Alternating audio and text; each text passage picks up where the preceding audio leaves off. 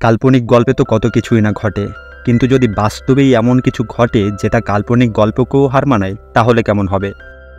1995 সালে মুক্তি পাওয়া দ্য এমারল্যান্ড ফরেস্ট মুভিটা এমন একটি সত্য ঘটনা নিয়ে নির্মিত, যেখানে আমাজনের নরখাদক আদিবাসীদের সাথে সাধারণ মানুষের একটি ভয়ঙ্কর সত্য ঘটনা তুলে ধরা হয়েছে। চলুন দেখে আসি সেই আমাজন জঙ্গলের ভয়ঙ্কর লোমহর্ষক গল্প। এনার নাম বিল, পেশা একজন ইঞ্জিনিয়ার। এক ছেলে, এক মেয়ে আর স্ত্রী জিনকে নিয়েই তার সুখী পরিবার। আমাজন জঙ্গলের এই জায়গাটাতে একটা বিশাল বাঁধ নির্মাণ হবে, আর এই বাঁধ নির্মাণের প্রধান ইঞ্জিনিয়ার হিসেবে বিলকে নিযুক্ত করা হয়েছে। এ কারণে বিল সপরিবারে এখানে বসবাস করছে। একদিন বিল তার স্ত্রী সন্তানদের নিয়ে তার কাজের জায়গায় ঘুরতে যায়। সেখানে গিয়ে বিলের ছেলে টমি খুবই হাস্যোজ্জ্বল ছিল। এই বিশাল জঙ্গলের নিস্তব্ধতা, কিচিরমিচির পাখির ডাক আর জন্তু জানোয়ারদের চিৎকার চেঁচামেচি টমিকে এক অন্যরকম অনুভূতি দিচ্ছিল, যার কারণে টমি একাই আশেপাশে ঘুরে দেখতে থাকে। একসময় দেখা যায় টমিকে ঘিরে কয়েকজন আদিবাসী। এক আদিবাসী একটা পালক দিয়ে টমির মাথায় টাচ করে। সঙ্গে সঙ্গে টমি বাইরে এসে তার বাবা মাকে বলে যে এখানে কিছু অদ্ভুত টাইপের মানুষ দেখেছে সে, আর সেই মানুষগুলো তার দিকে তাকিয়ে হাসছিল। বিল ভাবে হয়তো বানর টানর দেখে ভয় পেয়েছে, এ কারণে ছেলের ভয় দূর করার জন্য সে তাকে নিয়ে সেখানে যায়। বিল যেতেই আদিবাসীরা গাছের পাতার মাঝে এমনভাবে লুকিয়ে পড়ে যে বিল তাদেরকে দেখতে পায় না। বিল টমিকে বলে, দেখেছো এখানে কেউই নেই। এটা বলে সে টমিকে ছাড়াই ওখান থেকে বেরিয়ে আসে। তৎক্ষণাৎ বিলকে উদ্দেশ্য করে একটি তীর নিক্ষেপ করা হয়। ভাগ্যক্রমে তীরটা বিলের গায়ে না লেগে গাছে বিঁধে যায়। এবার বিলের মাথা ঘুরে যায়। টমি তাহলে ঠিকই বলেছিল। সে টমির নাম ধরে জোরে জোরে ডাকতে থাকে, কিন্তু কোনো সাড়া শব্দ পায় না। বিল সেখানে কাজ করতে থাকা শ্রমিকদের সাহায্য চায়। এরপর তারা সকলে মিলে আশেপাশে তন্ন তন্ন করে খোঁজে, কিন্তু টমির কোনো খোঁজ পাওয়া যায় না। অবশেষে বিল ধরেই নেয় যে তার ছেলে টমিকে অ্যামাজনের এই সুবিশাল ভয়ানক জঙ্গলে হয়তো চিরতরেই হারিয়ে ফেলেছে। কিন্তু মা বাবার মন সন্তানের বিয়োগ এত সহজে মেনে নেয় কী করে? কালের পরিক্রমায় কেটে যায় 10-10টি বছর। বিল যে বাঁধ নির্মাণের কাজে এখানে এসেছিল সেটা প্রায় শেষের পথে। এই 10 বছরে বিল কাজের ফাঁকে যতটুকু সময় পেয়েছে ততটুকু সময় সে তার হারিয়ে যাওয়া ছেলেকে খুঁজে বেরিয়েছে।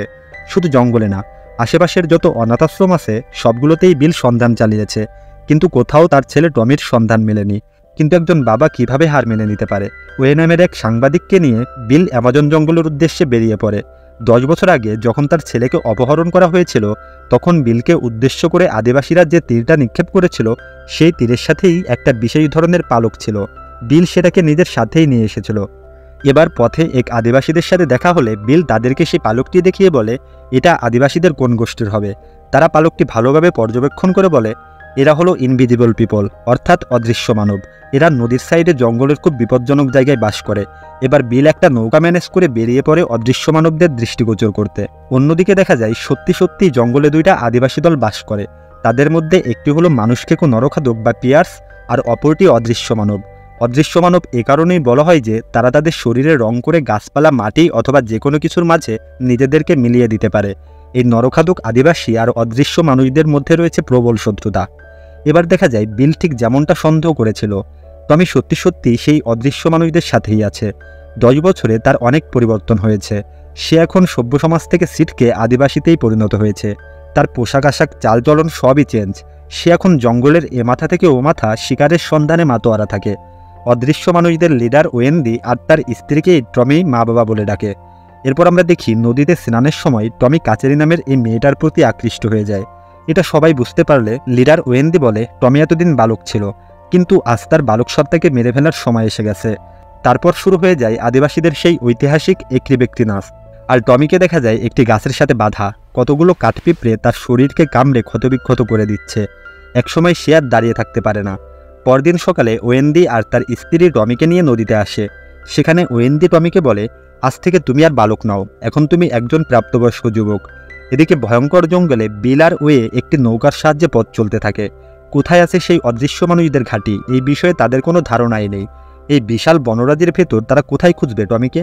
এসবের মাঝে সেদিন রাতে বিল আর ওয়ে কিছু আতশবাজি ফুটায়, যাতে করে এর বিকট শব্দে আশেপাশে কোনো আদিবাসী থাকলে সেখানে আসে। কিন্তু ভাগ্য হয়তো সহায় ছিল না বিলের। তারা যেখানে আতশবাজি ফুটিয়েছে এটা আসলে ওই নরখাদক আদিবাসীদের জায়গা। এবার আদিবাসীরা বিল আর ওয়েকে তাদের আস্তানায় নিয়ে যায়। তাদের দেখেই সেখানে থাকা সব আদিবাসীরা আনন্দ ফুর্তিতে মেতে ওঠে। অনেকদিন পর মানুষের সুস্বাদু মাংসের স্বাদ গ্রহণ করবে এই কারণে হয়তো। এবার নরখাদকদের লিডার জ্যাকারেকে সেই পালকটি দেখালে ওরা ভাবে বিলরা হয়তো অদৃশ্য মানুষদের হয়ে কাজ করে, জ্যাকারে রেগে যায় আর ওদেরকে মেরে ফেলতে বলে। এবার বিলের গুলিতে একজন মারা যায়। এতে জ্যাকারে আরও বেশি রেগে যায়। সে বিলকে বলে, তোমাকে আমি পালানোর সুযোগ দিলাম, তুমি পালাতে থাকো যতটা পারো। আসলে এই অ্যামাজনের বিশাল জঙ্গল ওদের হাতের তালুর মতো, কিন্তু সেটা বিলের নিকট এক প্রকার অসম্ভব কার্য। তবুও বিল প্রাণপণ ছুটতে থাকে। ছুটতে ছুটতে বিল ক্লান্ত হয়ে যায়। দেখা যায় আদিবাসীরা তাকে একটা তীর মেরে আহত করে।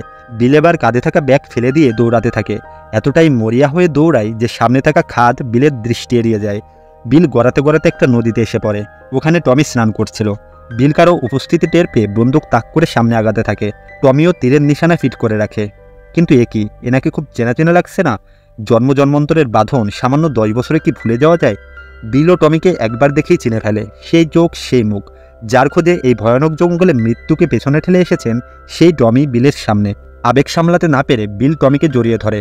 ততক্ষণে নরখাদক আদিবাসীরা সেখানে চলে আসে আর বিলকে উদ্দেশ্য করে তীর নিক্ষেপ করে। একটা তীর বিলের হাতে এসে বিঁধে যায়। টমি কোনোরকমে বিলকে বাঁচিয়ে একটি সুরক্ষিত স্থানে নিয়ে আসে। এবার বিল টমিকে জিজ্ঞেস করে, টমি, তুমি আমাকে চিনতে পারছো? আমি তোমার বাবা। তোমার মায়ের নাম জিন। টমি বলে, হ্যাঁ বাবা, আমি তোমাদেরকে কি করে ভুলে যাব? তাছাড়া আমি এখনও প্রতি রাতে তোমাদেরকে স্বপ্নে দেখি। এসব বলে টমি বিলকে তার ডেরায় নিয়ে আসে, কারণ বিলের চিকিৎসা প্রয়োজন ছিল। আদিবাসীদের লিডার ওয়েন্দি দ্রুতই বিলকে সুস্থ করে তোলে। চেতনা ফিরে পেতেই বিল ওয়েন্দিকে বলে, সেদিন তুমি কেন আমার ছেলেকে অপহরণ করেছিলে? ওয়েন্দি বলে, সত্যি বলতে এর কোনো উত্তর আমার জানা নেই। সেদিন ওই বাচ্চাটার হাসি দেখে কেন জানি না আমার মনে হলো ও একটি সুন্দর জীবন ডিজার্ভ করে। শহরের মানুষগুলো বড্ড খারাপ, দৈনন্দিন গাছ কেটে প্রকৃতিকে হুমকির মুখে ঠেলে দিচ্ছে। তাই হয়তো ক্ষোভবশত আমি ওকে নিয়ে এসেছিলাম। পরদিন বিল টমির কাছে গিয়ে জিজ্ঞেস করে, টমি, আমি তোমাকে নিতে এসেছি। তোমার মা তোমার জন্য অপেক্ষা করে আছে, তুমি আমার সাথে চলো। টমি বলে, না বাবা, আমি তোমার সাথে যেতে পারবো না। এখানে থাকতে থাকতে এটাই আমার জীবন হয়ে গেছে। এখন এদের ছেড়ে আমার পক্ষে বেঁচে থাকা সম্ভব না। ছেলের এমন উত্তর শুনে বিল হতভম্ব হয়ে যায়। ছেলেকে নিয়ে যাওয়ার আশায় সে এসেছিল।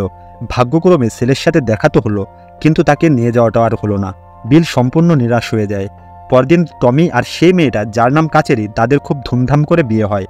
বিল টমির বিয়েতে খুশি হয়। নিজের ছেলের বিয়ে বলে কথা, হোক না ভিন্ন রীতিতে। সেদিন বিল ওয়েন্দিকে বলে সে তার বাড়ি ফিরে যেতে চায়।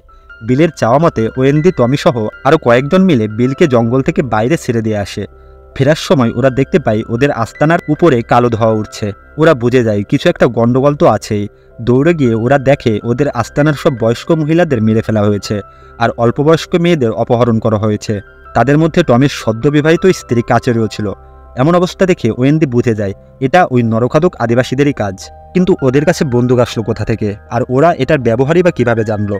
আসলে যখন বিল নদীতে পড়ে যায় তখন তার বন্দুকের গুলি শেষ হয়ে গিয়েছিল। প্রাণ বাঁচাতে সে একজনকে বন্দুক দিয়ে আঘাত করে আর বন্দুকটা তার হাত থেকে পড়ে যায়। এরপর নরখাদকরা বন্দুকটা নিয়ে বিভিন্ন পরীক্ষা নিরীক্ষা করতে থাকে। কোনো উপায় না পেয়ে তারা এই সভ্য সমাজের লোকগুলোর কাছে আসে। এই লোকগুলো যত সব চোরাকারবারি আর দেহ ব্যবসার সাথে জড়িত। এরাই ওদেরকে বলেছিল যে তোমরা আমাদের কাছে মেয়ের পরিবর্তে বন্দুক পাবে। ওরাও বন্দুক পাওয়ার লোভে সুযোগ বুঝে অদৃশ্য মানুষদের আস্তানায় হামলা করে দেয় আর সেখানের সব মেয়েদেরকে ওই দেহ ব্যবসায়ীদের কাছে বিক্রি করে দেয়। এরপর দেখা যায় ওয়েন্দি আর তার দল মিলে নরখাদকদের জঙ্গলের মধ্যে খুঁজতে থাকে। খুঁজতে খুঁজতে একসময় পেয়েও যায়, কিন্তু ওয়েন্দি জানতো যে এদের সাথে যুদ্ধ করে পেরে ওঠা সম্ভব না। তাই সে সূর্য ডোবার অপেক্ষা করতে থাকে। এরপর রাত নেমে আসে। ওয়েন্দি আর তার দলবল মিলে চোরাকারবারিদের ঘাঁটিতে যায়। সেখানে গিয়ে তারা দেখে পুরো জায়গাটা কাঁটাতার আর লোহার বেড়া দিয়ে ঘেরা। ওরা সিদ্ধান্ত নেয় যে বিদ্যুতের খুঁটি বেয়ে উপাসে যাবে, কিন্তু একজন বিদ্যুতের হাই ভোল্টেজ তার ধরতেই শক খেয়ে ওখানেই মারা যায়।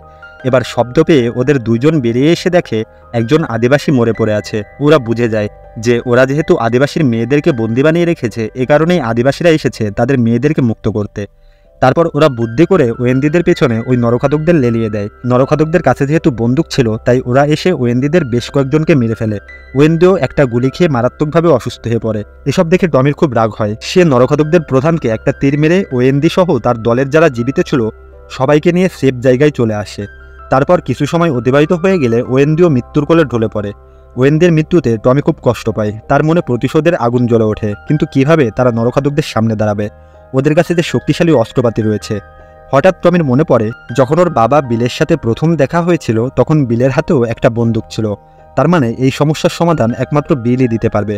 টমি তার এক সঙ্গীকে নিয়ে ছুটতে থাকে বিলের বাড়ির উদ্দেশ্যে। টমিকে যখন অপহরণ করা হয়েছিল তখন সে একেবারেই ছোট ছিল না, তার একটু একটু পুরনো স্মৃতি মনে ছিল। সেই কনফিডেন্স নিয়েই টমি এগোতে থাকে। একটা ছোট ডিঙ্গি নৌকায় নদীটা পার হয়ে ওপারে যেতেই বস্তির এই মাতাল ছেলেগুলো টমিদের দিকে গুলি ছুটতে থাকে। কিন্তু কার্লোস নামের এই লোকটা টমিদের বাঁচিয়ে নেয়।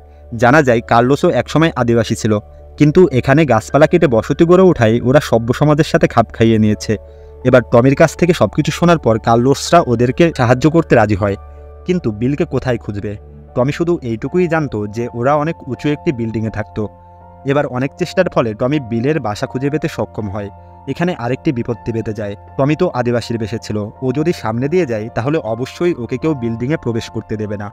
এ কারণে টমি বুদ্ধি করে একটা পাতাকে মুড়িয়ে নিজের পায়ের সাথে বেঁধে নেয়, আর সেই পাতার সাহায্যে উপরে উঠে যায়। বেলকনিতে কিছু একটা পড়ার শব্দ হলো না? বিল উঠে এসে বেলকনিতে তাকাতেই দেখতে পাই টমি সেখানে দাঁড়িয়ে। জিনও এক দেখাতে নিজের ছেলেকে চিনে ফেলে। এতগুলো বছর পর নিজের সন্তানকে কাছে পেয়ে জিন আবেগাপ্লুত হয়ে পড়ে। কিন্তু একটি সত্য তাদের মেনে নিতেই হবে যে তার ছেলে টমি এখন আদিবাসী, আর জঙ্গলে তার বসবাস। এবার টমি বিলকে সব কথা খুলে বলে। ছেলের এমন বিপদের কথা শুনে বিল বসে থাকতে পারে না, সে তার বন্দুক নিয়ে বেরিয়ে পড়ে। এদিকে কার্লোসরাও বন্দুক ব্যবহারে পটু ছিল, যার কারণে টমিদের দলটাও শক্তিশালী হয়ে ওঠে। তারপর দেখা যায় বিল খদ্দের সেজে ওইখানে প্রবেশ করে, আর এদিক দিয়ে টমিরা ভবনের পেছন সাইড দিয়ে সঠিক সময়ের অপেক্ষা করতে থাকে। একটা মেয়ে বিলকে দেখে এগিয়ে আসে, কারণ বিল তো তাদের ওখানে ছিল কিছুদিন। বিল তার কানে কানে বলে, আমি তোমাদেরকে বাঁচাতে এসেছি, এটা সব মেয়েদেরকে বলে দাও। কিছুক্ষণ পর শুরু হয় গোলাগুলি। ভেতরে বিল একাই সবাইকে আহত করে মেয়েগুলোকে বাইরে পাঠিয়ে দেয়।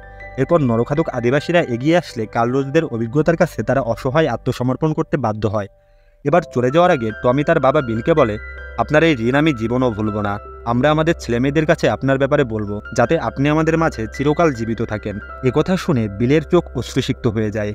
সে টমিকে বলে, ওখানে ওই বাঁধটা দেখতে পাচ্ছ? ওটা নির্মাণ করা হয়ে গেলে মানুষ আরও বেশি গাছ কাটা শুরু করবে, তোমাদের জন্য যেটা অনেক ক্ষতিকারক হবে। এবার দেখা যায় কিছুকাল পর প্রচণ্ড বৃষ্টিতে নদীর জলে বান আসে, অর্থাৎ বন্যার আগমন। কিন্তু টমিরা এটা দেখে বরং খুশি হয়। অ্যামাজনের এই নদীগুলোর বন্যার ভয়াবহতা সম্পর্কে তারা খুব ভালো করেই জানে, যেটা ওই বাঁধটাকে পুরোপুরি ভেঙে ফেলতে পারে। এ কারণেই তারা খুশি হয়। এরপর দেখা যায় সত্যি সত্যি বন্যার পানির চাপে বাঁধ ভেঙে যায়। বিলকে দেখা যায় একটা চাপা আর্তনাদ নিয়ে অশ্রুভেজা চোখে দাঁড়িয়ে। বিলের ভিতরে চাপা কষ্টটা অনুমেয়ই ছিল, কারণ কাউকে হারানোর বেদনাটা একরকম, কিন্তু কাউকে পেয়ে হারানোর বেদনাটা অনেক বেশি কষ্টদায়ক। এবার দেখা যায় আরও কিছুদিন পর টমি এখন তার দলের রাজা, আর সে তার ছেলেপেলেদের দেখে বেশ উচ্ছ্বসিত। এই দৃশ্যটা দেখিয়েই মুভিটা শেষ হয়ে যায়।